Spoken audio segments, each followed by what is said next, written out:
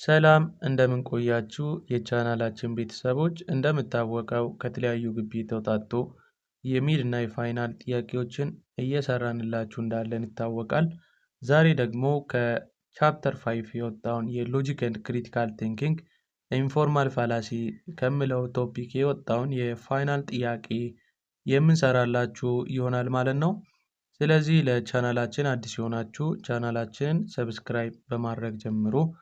እንዲሁም ቪዲዮቻችን ከተመቻችሁ ላይክ፣ ሼር እና ኮፒ ሊንክ ማድረግ እንዳይረሳ። በተጨማሪ ደግሞ በየጊዜ የሚሰሩ የተለያዩ የፍሬሽማን ኮርስ ጥያቄዎችንም ሆነ ዛሬ የሚሰራበትንም ጥያቄ ማግኘትና መጠቀም ከፈለጋችሁ በዩቱብ ቻናላችን ዲስክሪፕሽን ቦክስ ላይ የተቀመጠላችሁን የቴሌግራም ቻናል ሊንክ ጆይን በማድረግ አገልግሎቱን አክሰስ ማድረግ ትችላላችሁ። አሁን በቀጥታ ወደ ቪዲዮ እንሄዳለን። እስከ ቪዲዮ ፍጻሜ ድረስ አብሮነታችሁ ከኛ እንዳይለይ ለማሳሰብ ወዳለሁ።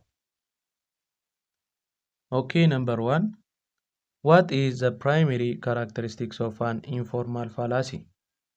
A. It is based on incorrect logical structure. B. It involves a mistake in reasoning that is not due to form. C. It occurs only in formal argument. D. It can be identified through symbolic logic. The appropriate answer will be B. It involves a mistake in reasoning that is not due to form. ምክንያቱም ምንድነው? ኢንፎርማል ፋላሲን ስናወራ ኢንፎርማል ፋላሲ is a type of fallacy which occur due to the defect in the content of an argument. አንድ አርጊውመንት በያዘው በኮንተንቱ ምክንያት የሚመጣ ዲፌክት ሲሆን በፎርም ምክንያት የሚመጣው ደግሞ ፎርማል ፋላሲን የሚያመለክት ከመሆኑ አንፃር appropriate answer ይህን የሚያመለክትልን B ይሆናል ማለት ነው። Due to this, B is the correct answer. Number 2, how does fallacy differ from an error in reasoning?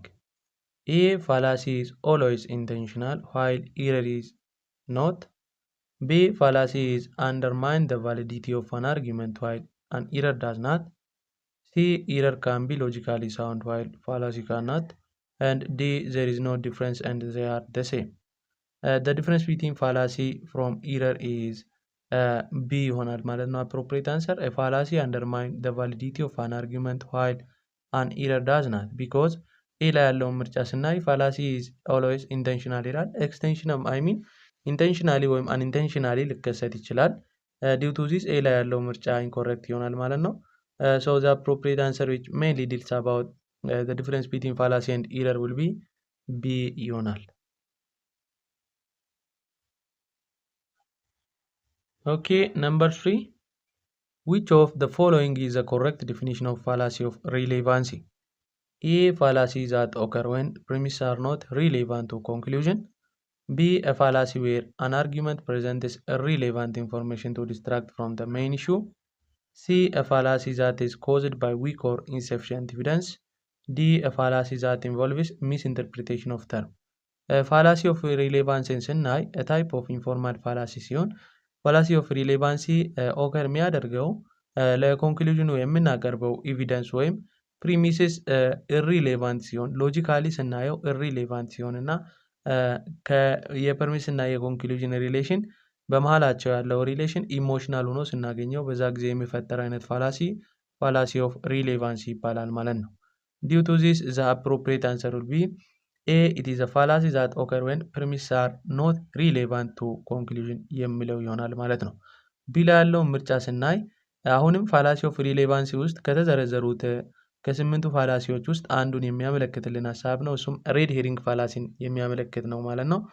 So mainly fallacy of relevancy ስለተጠየቅን the appropriate answer will be A ይሆናል ማለት ነው። ቢም መልስ ሊሆን ይችላል because fallacy of relevancy ስር ያለው ሀሳብ ስለሆነ ከጀነራል ተርሙን ወደ ስፔሲፊክ የሄደው ቢም ሜቢ ኤ ባይኖር አንሰር ሊሆን ይችላል ማለት ነው። ኦኬ ነምበር 4 which of the following is an example of fallacy of relevancy? A. appeal to authority. B. false cause. C. slippery slope. D. ad hominem fallacy. fallacy of relevancy በውስጡ 8 አይነት ፋላሲዎችን ይይዛሉ። appeal to force, appeal to pity, appeal to people, appeal against person, slippery I mean straw man, አክሲደንት፣ ሬድ ሄሪንግ እና በመባል ለ8 የሚከፈል አይነት ፋላሲ ነው ማለት ነው። ስለዚህ ከዛ ውስጥ የሆነው የትኛው ነው እንደ ኤግዛምፕል የታየው? the correct answer will be ዲ አድ ሆምነም ፋላሲ ይሆናል። ቢኮዝ አድ ሆምነም ፋላሲ በአፒል አገንስት ፒፕል ስር የሚመደብ ሰብ ክላስ ስለሆነ it is one of an example of fallacy of relevancy ይሆናል ማለት ነው። so D is the appropriate answer.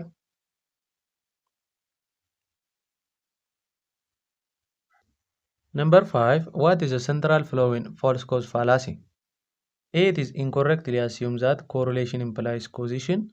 B. It attacks the character of opponent rather than the argument.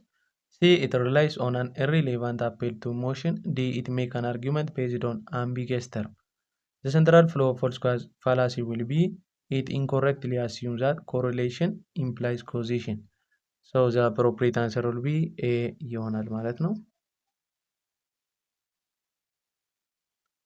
Okay, number 6. Which of the following fallacy involves attacking the persons making the argument instead of the argument itself? A. False dichotomy. B. straw man fallacy. C. ad hominem fallacy. D. circular reasoning or begging the question fallacy. እዚህ ጋር ያለው ሀሳብ ምንድን ነው? ሁለት ሰዎች አሉ። አንዱ ሀሳቡን ያቀርባል፣ አንዱ ክሪቲሳይዝ የሚያደርግ ነው። እንዲህ በሚያደርግበት ጊዜ አንዱ ያቀረበውን ሀሳብ ከመተቸት ይልቅ ፐርሶናሊቲ ኦፍ ሀሳብ የሚያቀርበውን የሰውየውን ፐርሶናሊቲ በመንካት ሀሳቡን ሌላኛው ሰውዬ ወይም ክሪቲሳይዝ የሚያደርገው ሰውዬ ሲያቀርብ በዛ ጊዜ የሚፈጠር አይነት ፋላሲ ምንድን ነው? ኮሬክት አንሰር will be ad hominem ይሆናል ማለት ነው። አድ ሆምነሞች ብዙ ናቸው። አድ ሆምነም፣ ሰርከምስቴንሻል እና አድ ሆምነም አቢዩሲቭ ተብሎ ለሁለት ይከፈላሉ። እነሱም አፒል አገንስት ፐርሰን ውስጥ የሚመደቡ ሰብ ክላስ ላይ ያሉ ፋላሲዎች ናቸው። ዲው ቱ ዚስ አፕሮፕሪየት አንሰር will be C ይሆናል ማለት ነው።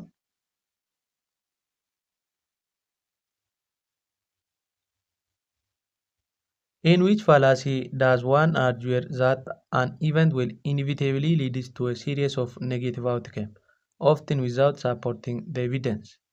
A. Appeal to ignorance. B. Slippery slope. C. Hasty generalization.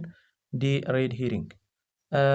አንድ ኢቨንት አለ፣ የተከሰተ ኢቨንት። ይሄ ኢቨንት ደግሞ ሲሪየስ ኦፍ ኔጌቲቭ አውትኬሞች ላይ ሊድ ያደርጋል ብሎ ሀሳብ በሚያቀርብበት ጊዜ የሚፈጠር አይነት ፋላሲ የትኛው ነው?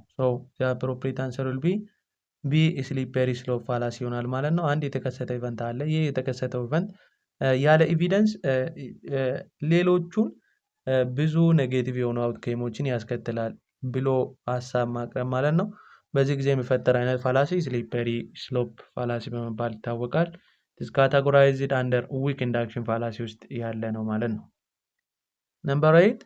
What type of fallacy involves drawing a conclusion from insufficient evidence? A. False dichotomy. B. Hasty generalization. C. Appeal to pity. D. bandwagon fallacy. ታይፕ ኦፍ ፋላሲ ኮንክሉዥኑን ከኢንሰፊሽንት ኤቪደንስ ድሮ በሚያደርግበት ጊዜ የሚፈጠር አይነት ፋላሲ ማለት ነው። ይህ ፋላሲ ዊክ ኢንዳክሽን ፋላሲ ውስጥ የሚመደብ ሲሆን ከዊክ ኢንዳክሽን ፋላሲዎች ውስጥ የትኛው ነው ስፔሲፊካሊ? ዘ አፕሮፕሪየት አንሰር will be B. ሃስቲ ጀነራላይዜሽን ፋላሲ ይሆናል።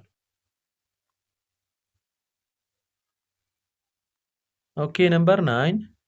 which fallacy involves the assumption that because one event follows another and the first must have caused the second? A. proper talk ergo.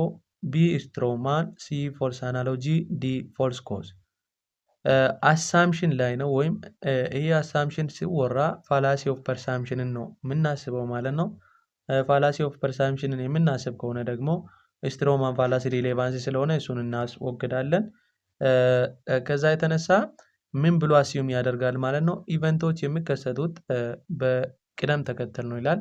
የአንዱ መከሰት ምክንያት ሁለተኛው እንዲከሰት አድርጓል ብሎ የሚያስብ አይነት ፋላሲ የትኛው? so the appropriate answer will be A.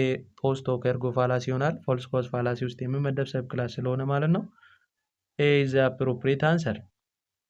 ኦኬ ወደ 10ኛው ጥያቄ ከማለፋችን በፊት ቪዲዮቻችን ከተመቻችሁ ላይክ፣ ሼር እና ኮፒ ሊንክ ማድረግ እንዳይረሳ። እንዲሁም በየጊዜው የሚሰሩ የተለያዩ የፍሬሽማን ኮርስ ጥያቄዎችንም ሆነ ዛሬ የሚሰራበትንም ጥያቄ ማግኘት እና መጠቀም ከፈለጋችሁ በዩቲዩብ ቻናላችን ዲስክሪፕሽን ቦክስ ላይ የተቀመጠላችሁን የቴሌግራም ቻናል ሊንክ ጆይን በማድረግ አገልግሎቱን አክሰስ ማድረግ ትችላላችሁ። ሶ ሌትስ ፕሮሲድ ቱ አወር ቶፒክ። ነምበር 10 ዋት ዳዝ ዘ ፋላሲ ኦፍ ሰርኩላር ሪዝኒንግ ኢንቮልቭስ? ሰርኩላር ሪዝኒንግ ማለት ቤጊንግ ዘ ኩዌስችን ፋላሲ ምንን ኢንቮልቭ ያደርጋል? ኤ ዩዚንግ ዘ ኮንክሉዥን አስ ፐርሚስስ ዊዛውት ቫሊድ ሳፖርት፣ ቢ ፕሬዘንቲንግ a false dichotomy between two extreme options, C overgeneralizing based on small sample size, D drawing conclusion from irrelevant authority. The appropriate answer will be A using the conclusion as a premises without valid support. ይህ ሀሳብ ምንድን ነው የሚያወራው ማለት ነው? ሰርኩላር ሪዝኒንግ ላይ ፕሪሚሲስ ላይ የቀረበውን ሀሳብ እንደገና ኮንክሉዥን ላይ በምናቀርብበት ጊዜ የሚፈጠር አይነት ፋላሲ ነው ማለት ነው። ነምበር 11 which of the following is an example of fallacy of presumption? A begging the question fallacy, B red herring, C ad hominem እና D false dichotomy fallacy. So the appropriate answer will be A begging the question fallacy because begging the question fallacy በፋላሲ ኦፍ ፐርሳምፕሽን ውስጥ የሚመደብ ሲሆን አሳምፕሽን ቤዝድ የሆኑ ሀሳቦችን የሚያወራልን ታይፕ ኦፍ ፋላሲ ነው። ሬድ ሄሪንግ እና አድ ሆምነም ፋላሲ ኦፍ ሪሌቫንሲ ናቸው። ፎልስ ዳይኮቶሚ ደግሞ ፋላሲ ኦፍ ዊክ ኢንዳክሽን ውስጥ የሚመደብ ነው። ከዚህ የተነሳ ዘ አፕሮፕሪየት አንሰር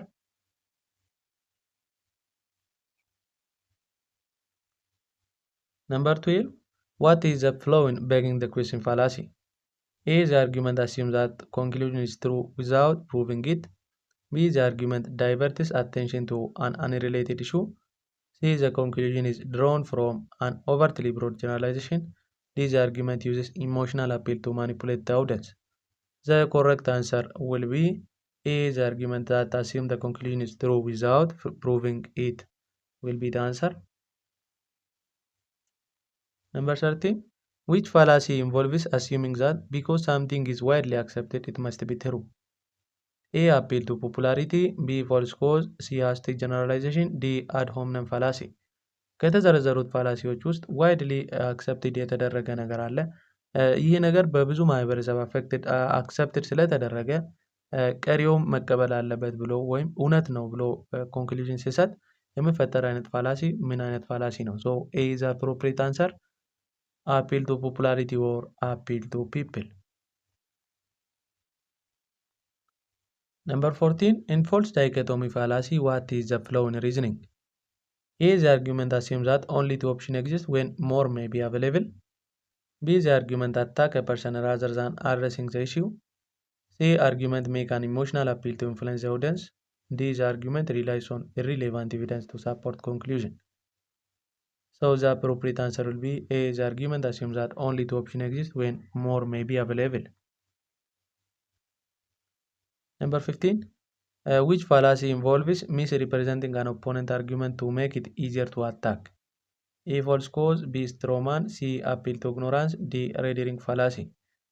ለእኛ አታክ ለማድረግ በሚያመቸን መንገድ የሰውየውን ሀሳብ በማጠማዘዝ ሀሳቡን ስንተች ወይም አታክ ስናደርግ የሚፈጠር አይነት ፋላሲ ስትሮማን ፋላሲ ይባላል። ሶ ቢ is the correct answer. Number 16 which of the following is a fallacy of ambiguity? A equivocation, B hasty generalization, C false cause fallacy, D ad hominem fallacy. ambiguity fallacy equivocation እና አምቢቮል በመባል ሁለት ክላሶችን ይዛል። the appropriate answer will be A equivocation ይሆናል። Okay, number 17 what type of fallacy involves the misleading use of word with multiple meaning? A equivocation, B ambivoly, C appeal to authority, D false dichotomy. ከአምቢጊቲ ፋላሲዎች ውስጥ ሚስሊዲንግ ዩዝ ኦፍ ወርድን የሚጠቀም ከመልቲፕል ሚኒንግ ያለውን ወርድ ሚስሊድ አድርገው የሚጠቀም ታይፕ ኦፍ ፋላሲ ኢኩቮኬሽን ይሆናል ማለት ነው። ኤ ኢዝ አፕሮፕሪየት አንሰር። ነምበር 18 in which fallacy does an argument rely on a claim that is based on unclear or ambiguous language? A vagueness fallacy, B ambiguity fallacy, C equivocation, D false analogy. the appropriate answer will be B ambiguity fallacy ምክንያቱም vagueness fallacy የሚባል ነገር ስለሌለ ጀነራሊ ለተጠየቀልኝ ጥያቄ መልስ የሚሆነው ambiguity fallacy ይሆናል ማለት ነው። Number 19 which of the following is the characteristics of red herring fallacy? A presenting irrelevant information to distract from the main argument, B using personal attack to undermine an argument, C. Draw conclusion based on insufficient evidence, and D. Misleading with vague and ambiguous term. The appropriate answer will be A. Presenting irrelevant information to distract from the main argument ይሆናል ማለት ነው። So A is the appropriate answer.